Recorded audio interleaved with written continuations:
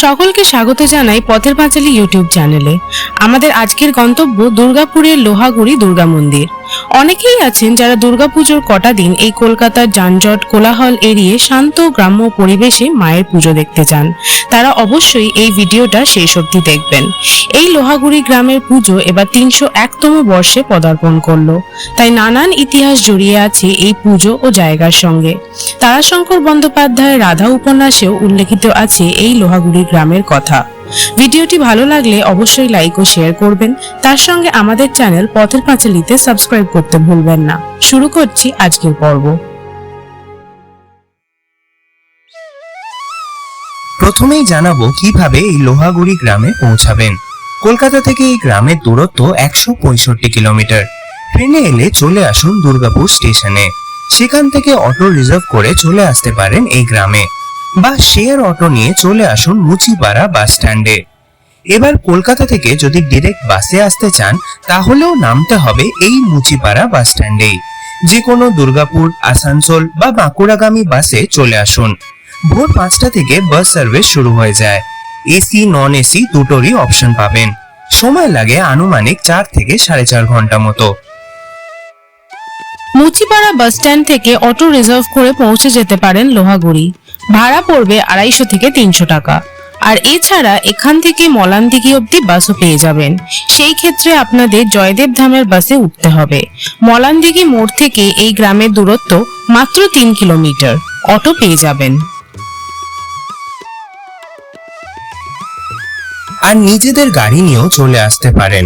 দুর্গাপুর এক্সপ্রেসওয়েতে এখন অনেক জায়গায় কাজ চলছে, তাই ডানকুনি থেকে প্রায় পানাগড় অবধি অনেক ডাইভারশনস পাবেন। রোড কন্ডিশন ঠিকঠাক। পানাগড়ের পর থেকে রোড কন্ডিশন কিন্তু এক্সেলেন্ট। মুচিপাড়া ব্রিজে না উঠে পাশে সার্ভিস রোডে কিছুটা এসে রাইট টার্ন নিয়ে সোজা চলে আসুন মলানদিঘি মোড়।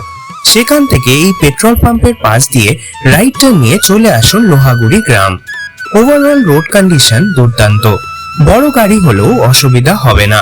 গুগল ম্যাপের লিংক ডেসক্রিপশন বক্সে দেওয়া রইল।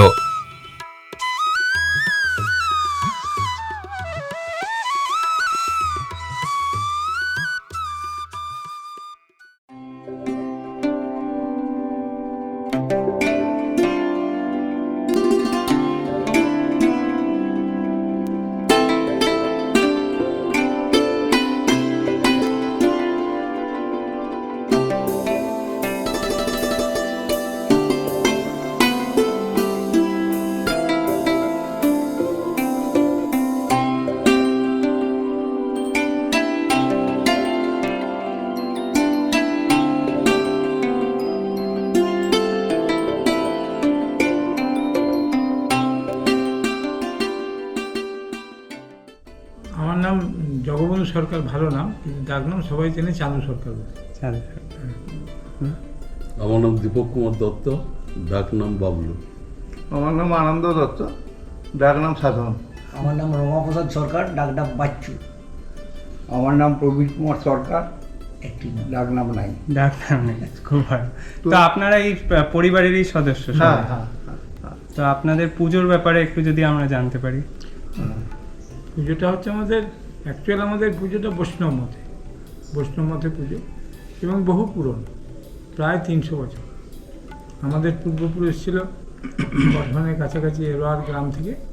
সেই গ্রাম থেকে এসেছিল ইছাই ঘোষের টাইম। ওনারা রাজারা নিয়ে সামন্ত রাজা নিয়ে এসেছিলেন তার সরকারি কাজ করার জন্য।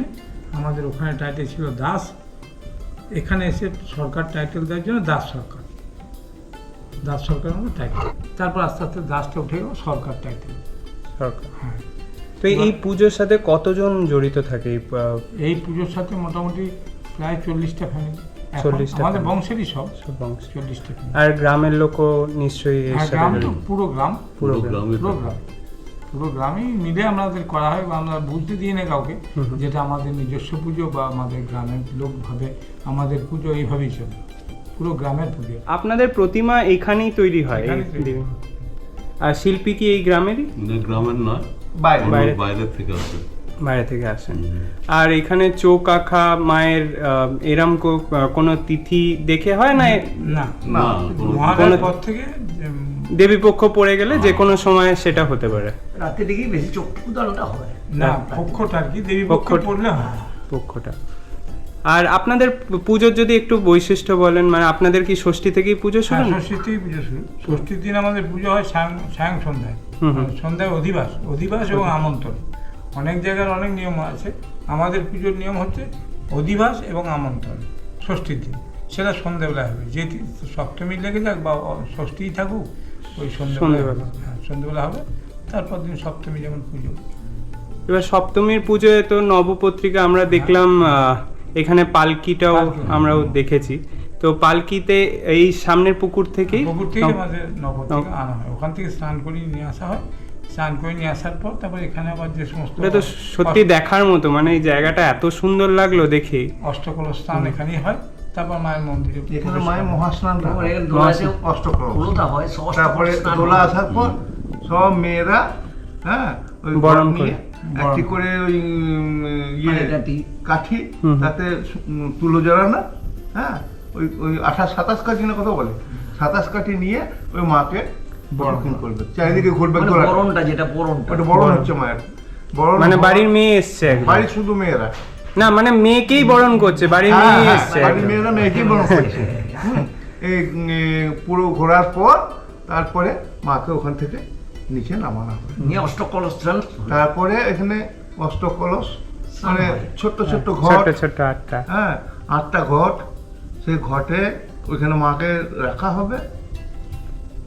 ঘটের জল দিয়ে স্নান করা ঘটে হয়। জল দিয়ে মাকে স্নান করবেন ব্রাহ্মণ। ওটার পুজোটা কিন্তু আচার বিধি অনুযায়ী, একদম, মানে নিশ্চয়ই, পঞ্জিকা এত মতে, পুরনো বিধিমত পুজো। মতে হয়। আমাদের সম্পূর্ণ পুজোয় PM বাগজি পঞ্জিকা মতো। প্রেম বাগচি মন্দির, হ্যাঁ, তার 1 মিনিট এদিকে এদিকে ওদিকে। এদিকে এদিকে হবে। তো এই হলো সপ্তমী। তা আমরা এবার অষ্টমীর দিকে এগিয়ে যাই। অষ্টমী এবার এবছর তো অষ্টমী নবমী খুব না, ডিফিকাল্ট একটা ব্যাপার। ওইটা হলো ষষ্ঠীর দিনের কথা। হ্যাঁ। ষষ্ঠীর দিনে না, সপ্তমীর রাতে হলো, দিন। সপ্তমীর দিনে সকালের কথা। হ্যাঁ। এইবারে অষ্টমী আসবে। হ্যাঁ, অষ্টমী তো এবার এবছর বলছি পার্টিকুলারলি প্রায় 6টার মধ্যে অষ্টমী ছেড়ে যাচ্ছে, কমপ্লিট করতে হবে। 46-এর মধ্যে। হ্যাঁ, তো অষ্টমীর আপনাদের এমনি কি পুজো থাকে সকাল? আমাদের অষ্টমী পুজোটা বলে আমাদের সাধারণত আমাদের এমনি অন্নভোগ হয় না, আমাদের আমান্য ভোগ হয়। আমান্য। হ্যাঁ, ভোগ তো অনেক রকম আছে, আমাদের আমান্য ভোগ। আমান্য ভোগ আমান্য বলতে আতপ চাল, আতপ শুধু চাল। আতপ চালকে ধুয়ে মায়ের ইয়ে সাজানো হয়, যেটা নৈবেদ্য যেটাকে বলে। নৈবেদ্য। বড় এবারে- থালা আছে। আর আর ভোগ ভোগ হয়- আমাদের হচ্ছে লুচি লুচি আর এবং সুজি। ও, মানে অন্ন ভোগটা ঠিক আমাদের নেই। অন্নভোগ হ্যাঁ। হয় না। না, আমাদের অন্নভোগ হয়। আমাদের ব্রাহ্মণ নই, ব্রাহ্মণ ঘরে অন্নভোগ হয়। আমাদের অন্নভোগ ব্রাহ্মণ ঘরে কিন্তু অন্নভোগটা হয়। আমাদের যেহেতু আমরা কায়স্থ, আমাদের হচ্ছে আমান্য ভোগ, আমান্য। আর আপনাদের এই মানে ধানের মাঠ আছে, এখান থেকে কি চাল আসে কি বাইরে থেকে, এরকম না, কোনো ব্যাপার আমাদের আছে? চাল বাইরে থেকে নিয়ে নিই। বাইরে থেকেই আনা হয়, মায়ের জমি আছে, মায়ের সেই জমি। জমি চালে ভোগ হয়। ভোগ হয় না। কেন আমাদের তো অন্য ভোগ নেই, আমার তো আতপ যেটা হয়, আতপ তো মায়ের ধান থেকে। হ্যাঁ, মায়ের ধান থেকে। মায়ের ধান থেকে। হ্যাঁ, মায়ের জমিতে ধান আছে। সেটাই আমার মনে হচ্ছিল, কারণ এত ধানের জমি আছে। ওই ধান নিয়ে তাকে পরিষ্কার করে, আমার 3 দিনে 3 কুইন্টাল আতপ লাগে মোটামুটি। হ্যাঁ, 3 দিনে 3 মানে পুরো গ্রাম তো খায় নিশ্চয়ই। না, না, খায় না, ওই খায় না, সব সব ওগুলি ব্রাহ্মণের সব। সব ব্রাহ্মণের। ও, মানে ওটা ভোগ নৈবেদ্য নৈবেদ্য। ভোগ না। ফল বুঝেছি, বুঝেছি। নৈবেদ্য যেটুকু থাকবে সেটুকু সেগুলো প্রসাদ বিতরণ। প্রসাদ বিতরণ। হ্যাঁ। আর আমান্য নৈবেদ্য যেগুলো, সেগুলো কিন্তু ব্রাহ্মণের সব। ব্রাহ্মণ। আর কর্মকথা বলো। আর অষ্টমীর দিন আমাদের কদমা আছে প্রায় 1.5 কুইন্টাল। ওই কদমা যেটা, হ্যাঁ, হ্যাঁ, কদমা। সাদা সাদা। হ্যাঁ, এখন তো শহরের দিকে এইসব দেখাই যায় না। নাই, কিন্তু গ্রামের দিকে আছে। না, আমরা ছোটবেলা থেকে আমরাও আমাদের সরস্বতী মান পুজো, লক্ষ্মী এটা পুজো এটা মান করতে মান হয় করতে আমাদের। আনতে হয় আমাদের, মানকর, মানকর। মানে বুধ মান হ্যাঁ, কর, হ্যাঁ, হ্যাঁ, ঠিক। বর্ধমানে। ওখান থেকে আনতে হয়, ওখান থেকে সব কারিগর আছে। ওখান 1.5 থেকে- কুইন্টাল কদমা চাই। কদমা। তো এই হলো অষ্টমী। তা আপনাদের না, অষ্টমী বলি, বৈগ্রাম বাইরের গ্রাম থেকে অষ্টমী যে বস্তু পুজোটা, নিয়ে আসা হয়। অষ্টমী পুজোটা হয়ে গেলে আমাদের একটা বিশেষ যেটা আছে, বিশেষত্ব, সেটা হচ্ছে আমাদের কামান দাগা, তোপধ্বনি। এই তোপধ্বনিটা একমাত্র এই তল্লাটে নয়, বর্ধমান ডিস্ট্রিক্টে বলি সেটা আমাদেরই আছে, এবং তোপধ্বনি কোথাও নেই। যে সেই সন্ধিক্ষণে যে তোপধ্বনিটা দেওয়া হয়, সেই তোপধ্বনিটা নিয়ে মলানদিঘি, কুলডিয়া, আশেপাশে যত গ্রামের পুজো হয়, তারা তখন ওই বলিদানটা করে। হ্যাঁ, আগের বার আমি কুলডিহা গ্রাম ঘুরে দেখেছি। তো কুলডিহা গ্রামের পুজো ওনারা বললো এখনো তোপের ধ্বনি আসে, সেই ধ্বনির সাথেই মানে সন্ধি পুজোর পুজোটা যেটা মেন পুজো সেটা শুরু হয়। তখন যে সমস্ত জায়গায় তপধ্বনি ছিল সব বন্ধ হয়ে গেছে, বাস্ট করে বাস্ট বন্ধ করে, করে দিয়েছে। মেন হচ্ছে বর্ধমান সর্বমঙ্গলা মন্দির, ওখানে তপধ্বনি হওয়ার পর সেই আওয়াজটা নিতে নিতে নিতে চলে আসতো। কিরমভাবে আসতো, এই গ্রামের লোক দাঁড়িয়ে থাকতো, ওই গ্রামে থাকতো, মানে পরপর চেইন ওয়াইজ সবাইকে জানান বর্তমানে তপধ্বনি হয় না। হয় না, শুধু পশ্চিম বর্ধমানের মধ্যে আমাদের গ্রামে আমাদের মধ্যে তপধ্বনি যে সুবিধা দিয়েছে দেখুন, ওই কামানের লোকটা দেওয়া, সেটা আমার এক ভাইপো, ওই এখন তত্ত্বাবধানে ওই গঙ্গা বিশ্বাস বলে ওই তপধ্বনিটা দেয়, আগুনটা লাগাই যেত, ফায়ারিং করা। এটা দিয়ে কিভাবে হয়? এটা বলে দিচ্ছি, এটা বারুদটা আমরাই তৈরি করি নিজেরা। আপনারাই তৈরি করেন? বাড়িতে আমরা নিজে তৈরি করি। এই বারুদ তৈরি করার প্রসেসটা হচ্ছে যে জঙ্গলে একটা কাঁটা গাছ আছে, সেই কাঁটা গাছের মানে কয়লাটা আর সোড়া এবং গন্ধক, এই তিনটে মিক্সড আছে, মিক্সের ভাগ আছে। সেই ভাগটা একমাত্র আমার বাবা জানতো, আমার বাবা, আমার দাদা, তারপর আমি, বংশ পরম্পরায় সবাই। এই ভাগটা দিয়ে তৈরি হয়। তৈরি হওয়ার পর এই দিকে ওই বারুদটা ভরা হয়, এইটা দিয়ে শাবল দিয়ে গাঁদা। এই মেটালটা কিন্তু পিতল, এইটা যাতে ফায়ারিং হবে না, এটা দিয়ে গেঁদে শক্ত হয়ে যাওয়ার পর এইখান দিয়ে আগুন জ্বালাবো। সেই টাইমটা একদম সন্ধি করার টাইম, সন্ধি পুজোর সময় একদম। ওইটা যখন আগুন দেওয়া হয় তখন এটা বেরিয়ে যায়। আমাদের বড় বড় কামান ছিল, মানে এইটার আওয়াজ শোনা গেলেই তারপর সন্ধি পুজোর পুজো শুরু হয়। এই পাশাপাশি যত গ্রাম আছে এই আওয়াজটা শুনে বলিতে হবে। আর আমাদের যেগুলো আগে ছিল বর্ধমান, যেগুলো সর্বমঙ্গল মন্দিরে কামান বাস্ট হয়ে যায়, আমাদের কামানগুলো বাস্ট হয়ে যায়। এই ছোটটাই কেবল ছিল, ছোটটা বাস্ট হয়। আর এইটা আমাদের খাড়া, এটা দিয়ে বলিদান হয়। এইটার বয়স হলো 300 বছর, খাড়াটা দেখুন দেখা আছে না। মেটালটা দেখুন, তখনকার মেটালটা কি করতো। আর এখন আপনাদের বলি বলতে তো পশু বলি হয় না, না, না, আমাদের কোনোদিনই হয় না। পরিষ্কার বাংলায় লেখা আছে 1208 সাল, 1208 সালে। বাপরে। ভৈরব সরকার বলেছে 20 থেকে 25 মিনিটের মধ্যে নবমী পুজো বসিয়ে দিতে হবে। তো অষ্টমীর এবছর অন্য বছর যেভাবে অঞ্জলিটা দেওয়া হয়, অঞ্জলিটা দেওয়া মানে সন্ধি পুজো হয়ে গেল, সন্ধি পুজো কমপ্লিট হয়ে গেল, সন্ধি পুজো কমপ্লিট হয়ে যাওয়ার পর তারপর আপনার অঞ্জলির জন্য ভোগ হলো, মায়ের ভোগ হয়ে যাওয়ার পর তারপরে অঞ্জলি দেওয়া হয়। এবছর কিন্তু সেটা হবে না। এবছর অষ্টমী ওই আপনার সন্ধি পুজো কমপ্লিট হয়ে যাওয়ার পরে, সন্ধি পুজোর সমাপন যখনই হয়ে গেল তখনই মন্দির তাড়াতাড়ি করে পরিষ্কার করতে হবে, পরিষ্কার করে নবমী পুজো বসে। নবমী পুজো ওই এই বছর অঞ্জলিটা হবে একদম নবমী পুজোর পর। পুজোর পর। হ্যাঁ, মানে নাহলে তো সম্ভব না, 6টার মধ্যে সময়ও নেই তো। সপ্তমী আর সূর্যোদয় বোধহয় 5টা 27, 20 এরকম 34 ওরকমই হবে। এবার সপ্তমীর দিন যেটা সকালে সপ্তমী, সে যে অষ্টমী লেগে যাচ্ছে, এবার দুপুরে তো মায়ের একটা ভোগ হবে, অষ্টমীর ভোগ এমনি হয়, যেটা মধ্যাহ্নে যে ভোগটা দেওয়া হয় সাধারণত। তখন কেউ যদি অঞ্জলি দিতে পারে সে দিয়ে দেবে। মানে সপ্তমীর দিন দুপুরবেলা, মানে যখন অষ্টমী পড়ে যাবে সেই সময়। আর তাছাড়া নবমী পুজো, হোম, যজ্ঞ সমস্ত কমপ্লিট হয়ে যাবে। তো আপনাদের যে বলির ব্যাপারটা আছে, এটা কি তাহলে অষ্টমী নবমী রোজই তো হচ্ছে? রোজই হচ্ছে, সপ্তমীর দিন থেকে রোজই 3 দিন পর পর বলিটা হচ্ছে। আমাদের কুমড়ো বলি হয়, আমাদের যেহেতু বৈষ্ণব মতে পুজো, কুষ্মাণ্ড বৈষ্ণবতে যেহেতু পুজো, সেহেতু আমাদের কুমড়ো বলি। কুমড়ো নয়, কুষ্মাণ্ড। কুষ্মাণ্ড, কুমড়ো বলতে নেই। আচ্ছা, কুষ্মাণ্ড বলি। তারপর নবমীর পুজোর কি বৈশিষ্ট্য? নবমী পুজোর বৈশিষ্ট্য বলতে গেলে ধরুন আমাদের নবমীর যেমন হিসেব থাকে পঞ্জিকাতে, সেই হিসেব অনুযায়ী পুজোটা হয়। এবছর যেমন আমাদের 9টা 27-এর মধ্যে সব কমপ্লিট করতে হবে। তো নবমী পুজো হলে আমাদের বৈশিষ্ট্য হচ্ছে, নবমী পুজো হলো, তারপর হোম হলো, হোম যজ্ঞ হয়ে যাওয়ার পর বলিদান হয়ে গেল। বলিদান হয়ে যাওয়ার পর আমাদের গ্রামের 5টা জায়গায় কিন্তু সেখানেও বলিদান দিতে হবে।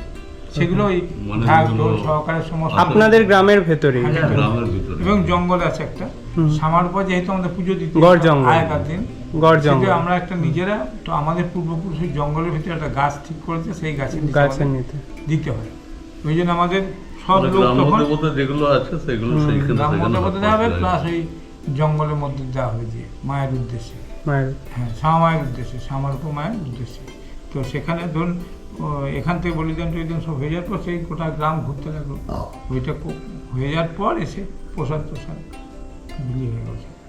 এবং প্রসাদ বলতে প্রত্যেক দিন যেমন ফল প্রসাদ হয় এবং লুচি প্রসাদ, লুচি সুজি প্রায় 500 থেকে 600 লোককে প্রসাদ দেওয়া হয়। প্রতিদিন প্রত্যেকদিন বিলি হয়। আপনাদের যদি পরিবারের সংখ্যা বলতে চাই, 40টা ফ্যামিলি আছে, মোটামুটি সংখ্যা তাও কত হবে? প্রায় গুনতি করলাম না, মোটামুটি 150-র উপর হবে। 150 লোক। সবাই এখন বাইরে বাইরে থাকে, পুজোর সময় সবাই আসবে। সবাই আছে। তো আপনাদের দুর্গাপুজো ছাড়া আর কোনো পুজো হয়? এমনি কালী পুজো আছে ঘটে, কালী পুজো ঘটে। ঠিক আছে, আমরা তাহলে সেইগুলো পরে জানছি, আগে আমরা দুর্গাপুজোটা তাহলে শেষ করে নিই। এবার নবমীর পুজোর পর দশমী, দশমীর বিশেষত্ব যদি একটু জানতে পারি। এবারে আমাদের যেটা ঘরামি যে লক্ষ্মী আছে, সেই লক্ষ্মী তো আনা হয় সপ্তমীর দিন, ওটা বলা হলো না।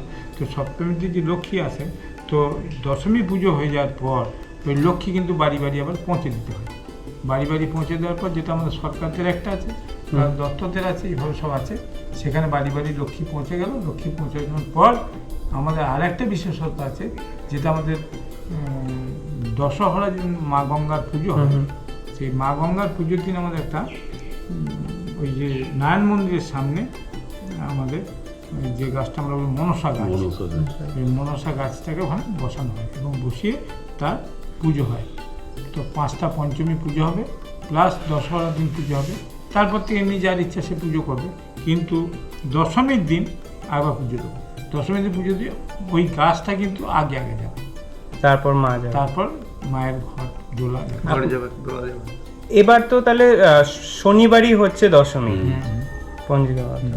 আর আপনাদের দুপুর বেলায় বিকেলের দিকেই মা নিরঞ্জনের উদ্দেশ্যে নিরঞ্জন বিকেল থেকে 4টে থেকে মোটামুটি 4টে থেকে প্রস্তুতি নিই।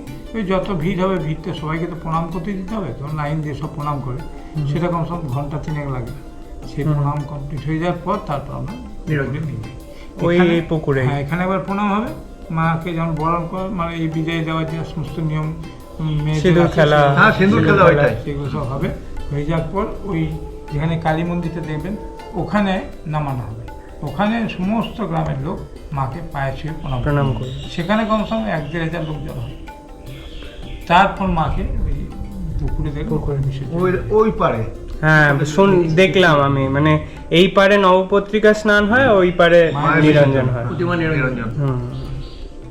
দশমীর দিন ওই নিরঞ্জন হয়ে যাওয়ার পর আমরা এসে আপন আপন সবাইকে বয়োজ্যেষ্ঠ যাদের প্রণাম করা। বিজয়া আমাদের বিজয়টা সেই দিন সেই দিন আমরা সন্ধ্যাবেলা হ্যাঁ, মা বিসর্জন সবারই বাড়ি করে বাড়ি আসার পর আমার এখানে যত এরকম হলো, তবে বাড়ি বাড়ি যে প্রত্যেকে বাড়িতে প্রত্যেক বাড়ি গিয়ে করতে হয়। আর মিষ্টি খাওয়া, সে তো হবেই। যা সুগার মিষ্টি, সুগার যা থাকছে সব বেড়ে যাবে।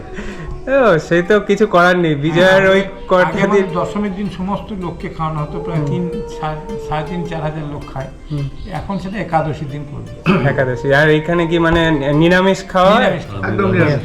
খিচুড়ি হয়। কমসম 3,500 থেকে 4,000 লোক খায়। মানে আমিষের কোনো ব্যাপারই নেই তাহলে? কোনো আমিষের ব্যাপারই নেই। আর এইখানেই খাওয়া দাওয়া হয়? এই এখানে জায়গায় খাওয়া হয়, সমস্ত প্যাকেট করে খাওয়া হয়, রান্না হয়।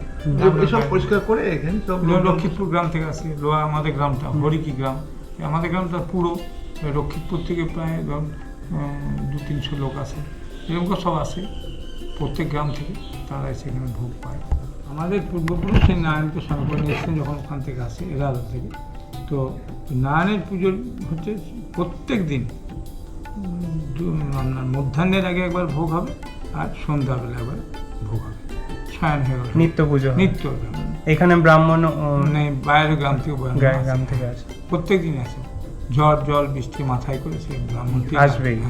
ওর কোনো ভোগ উনি রান্না করেন না, আমাদের অন্নভোগ হয়নি। ও, আমাদের অন্নভোগ হয়, আমাদের সব আমার না। লুচি, যার লুচি হবে সেটা উনি করেন না বাড়ির লোকেরা? জায়গা আছে, ওখানটাও জায়গা আছে, ওই রুমটা যেটা দেখলেন ওখানেও আছে, এখানে পালকিটা রয়েছে, প্লাস এখানে বেশি বেশি হলে এখানে করে নেয়। আর ওইটা হচ্ছে আমাদের বংশের। আর হচ্ছে আপনার ধরুন এখানে যে পুজো করা হয় সেটা কালী পুজো হয়। আচ্ছা, কালী পুজো, সরস্বতী পুজো সব বংশের পড়া আছে, সরস্বতী পুজো, কালী পুজো। হ্যাঁ, রথের ব্যাপারটা আমি বিশেষত জানবো, কারণ এখানে রথ হচ্ছে আমাদের নারায়ণের রথ। নারায়ণ, 2টি নারায়ণ আছে আমাদের, তো সেই 2টি নারায়ণই ওখানে 7 জনের রথ। রথে তো রথের দিনই সেটা হয়। রথের দিনই রথ হবে। রথ হবে, তার আমাদের অন্য কিছু উল্টো রথ বা ওইসব ব্যাপার নেই, শুধু রথের দিন। রথের দিন রথ হবে। সেদিনও কি লোক প্রচুর লোক? পুরো গ্রাম পরিক্রমা হবে। 3-4 হাজার লোক, পুরো গ্রাম রথ পরিক্রমা করে তারপরে কালী মন্দিরের ওইখানে একটা ওই মেলা পিচ মতো রাস্তায় ঘুরে ঘুরে আসবে। ও মেলাও বসে এখানে, হ্যাঁ। রথের মেলা।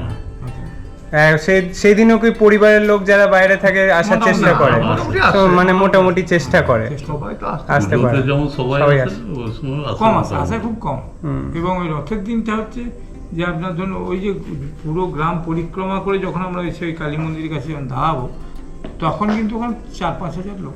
তো হবেই আর একটা কি। গ্রামে।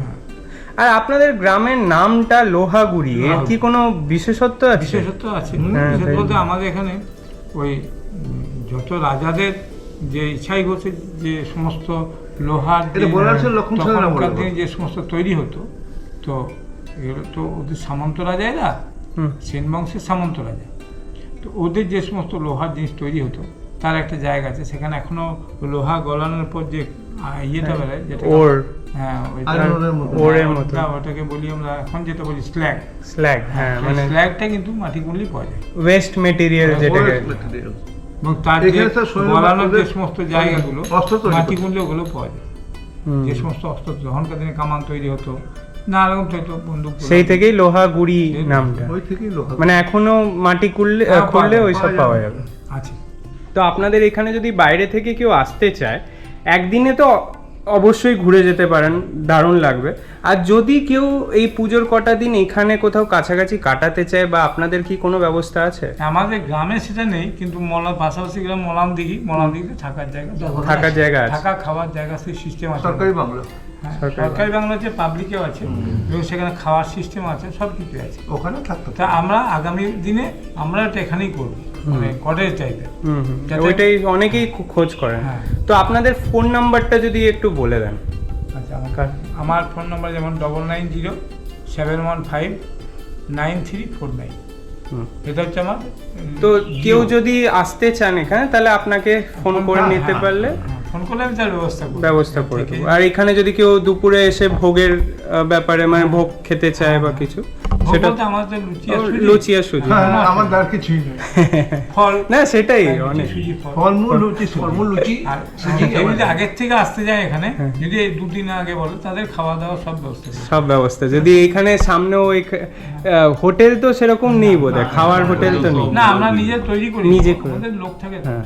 তখন আমাদের রান্নার জন্য লোক থাকে, মানে মন্দিরের জন্য লোক থাকে, তাদেরকে দিয়ে করিয়ে দিলাম। এখানে খাওয়া দাওয়া বসে খাওয়ার মতো খবরটা আছে। আগে দিলে মোটামুটি এই ব্রাহ্মণদের তো খাওয়া দাওয়ার arrange করা ব্যবস্থা করতেই হয় না। হ্যাঁ, ওনারা তো থাকে এখানে। এই বছরটা গেলে আমি ওপরে 2টো রুম করে নেবো, হুম হুম। ওই পারপাসে। ওই যে যদি কেউ থাকে ওই যে ওই বাড়িটায়, হ্যাঁ। বাথরুম পায়খানা ভালো করে নেবো, আর ওপরে যে 2টো রুম করে নেবো, যে দোতলা বাড়িটা দেখছেন। যদি কেউ এসে থাকতে চান, তাহলে ওইখানে এসে তো একদম মানে এই বছর প্রতিমার না হলেও- সামনেই এই বছর থাকবে, না হলে সামনে বছর দুর্গা তো মন্দিরের আসতে সামনে। পারবেই। হুম, এবছর- একদম। তাহলে এবছর সেরকম- আসলে আমি মলান দিকে কোনো দায়িত্ব নেই, করে দেবো, হুম, কোনো চিন্তা নেই। আর সামনের বছর থেকে আমি এখানেই সব থাকবো, ব্যবস্থা করে দেবো। গ্রাম্য পরিবেশে। একদম। আপনাদের সাথে কথা বলে খুব ভালো লাগলো। আশা করি নিশ্চয়ই অনেক লোকই আসার চেষ্টা করবেন। যদি থাকতেও না পারেন, একদিন হলেও যেন এখানে লোহাগুড়িতে এসে সবাই ঘুরে যায়, খুবই ভালো লাগবে। আনন্দ হবে আমাদের। হ্যাঁ, এত সুন্দর জায়গা। বিশেষ করে তপুধ্বনির দিন, মানে অষ্টমীর দিন। অষ্টমীতে এবার মুশকিল হচ্ছে, আমার নিজেরও খুব আসার ইচ্ছে ছিল, কিন্তু এত সকালে হয়ে যাচ্ছে, তো যারাই আসবে তাদের আগের দিন চলে পুরো আসতে তো হবে। সারা রাত তো জাগতে হবে। হ্যাঁ, সে তো ঠিক আছে, কিন্তু যারা ধরুন কলকাতার দিক থেকে আসছে বা কিছু, তাদের আগের রাত্রিরে চলে আসতে হবে, নাহলে 6টার মধ্যে দুর্গাপুর এখানে আসা খুব একটা পসিবল হবে না। এইবারে পুজোটা একটু টাফ। একটু টাফ। তাই এই বছর না হোক, পরের বছর তো হতেই পারে, নিশ্চয়ই সবাই আসবে। তখনকে আমি থাকার ব্যবস্থা করবো। হ্যাঁ, একদম একদম। ঠিক আছে, থ্যাংক ইউ সবাই। আমার সাথে আছে এখন এই পরিবারের 2 ছোট সদস্য। তো তোমাদের নামটা একটু জেনে নিই। আমার নাম মৃন্ময় দত্ত। আমার নাম অনুভব দত্ত, ডাক নাম টুকায়। তো তোমরা কি এখানেই থাকো কি বাইরে থাকো? আমার একটা মামা বাড়ি, আমি অ্যাকচুয়ালি থাকি আসানসোলে। আমার এখানেই বাড়ি। এবার মৃন্ময়ের ব্যাপারে বলি, আমাদের যে আমি যে এখানে এসেছি তার পুরো দায়িত্বই কিন্তু মৃন্ময় নিয়েছে। মানে আমার সাথে কন্ট্যাক্ট করার থেকে শুরু করে সব কিছু, এখানে কখন আসবো, পুরো ব্যাপারটা কিন্তু ও হ্যান্ডেল করেছে। আর এইখানের এই বাড়ির পুজোর যে ফেসবুক পেজ আছে, ইউটিউব পেজ আছে, সবই কিন্তু মৃন্ময় নিজেই, তোমরা নিশ্চয়ই দেখো দুজন মিলে। শুভদীপ সরকার আছে। শুভদীপ সরকার আছে। তো তোমাদের পুজোটা কেমন কাটে? পুজো তো আমাদের খুবই ভালো বেশ কাটে। ভালো একদম। দারুণ মজা করে দারুণ, সবাই। একদম। কত কত ভাই বোন আছে ছোট বোন? ছোট বলতে আমাদের এমনি পার্বতী দেখতে গেলে অনেক, প্রচুর। 50-60 50-60। আরামসে। তাই এখান থেকে আর আসানসোল ফিরতে না, ইচ্ছে করে? একদম না। মনে হয় এখানেই থেকে। এখানে। তোমারও কি মামা বাড়ি এটা? না না, আমার এখানে সামনে, এই তো সামনে বাড়ি এখানে। সামনেই বাড়ি। আমি এখানেই বড় হয়েছে, এখানে সব স্কুল কলেজ সব সব এখানে এখানে। আমাদের। বাহ, আর আমার ছুটি পড়ে গেলে আমি এখানে চলে আসি। হ্যাঁ তো হবে, এত সুন্দর একটা জায়গা এইটা ছেড়ে। আর পুজোর কটা দিন তো একদম হই হুল্লোড় করে। আর প্রোগ্রাম কি হয় সব? প্রোগ্রাম হয় বলতে আমাদের এমনি প্রোগ্রাম নাচ কিছু গান। হয় না, নাচ গান এমনি বাড়ির লোকেরাই সব। একাদশী একাদশী। আর ওইটাই হয়। এখানে একদিনের জন্য ঘুরতে আসতে পারেন বা এখানে থেকেও পুজো দেখতে পারেন। সেই ক্ষেত্রে অবশ্যই ওনাদের সাথে যোগাযোগ করে নেবেন। কন্ট্যাক্ট ডিটেলস স্ক্রিনে ও ডেসক্রিপশন বক্সে দেওয়া রইল।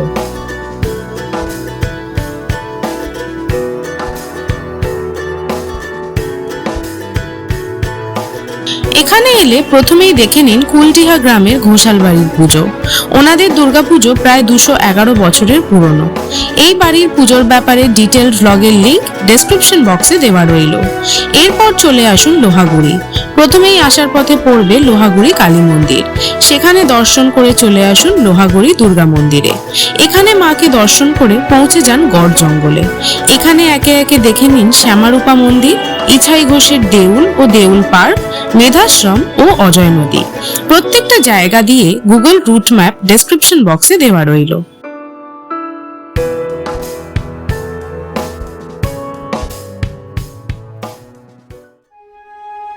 অনুরোধ রইল একদিনের জন্য হলেও এখানে আসার। অসম্ভব সুন্দর ও শান্তির জায়গা এবং খুবই নিষ্ঠার সাথে মায়ের পুজো হয় এখানে। আর এখানে যাওয়ার প্ল্যান করলে কমেন্ট বক্সে অবশ্যই জানাবেন কবে যাচ্ছেন। ভিডিওটি ভালো লেগে থাকলে লাইক ও শেয়ার করবেন এবং তার সঙ্গে আমাদের চ্যানেল পথের পাঁচালীতে সাবস্ক্রাইব করতে ভুলবেন না। সকলকে জানাই দুর্গাপুজোর আগাম শুভেচ্ছা। দেখা হচ্ছে নতুন কোনো পথের পাঁচালী নিয়ে।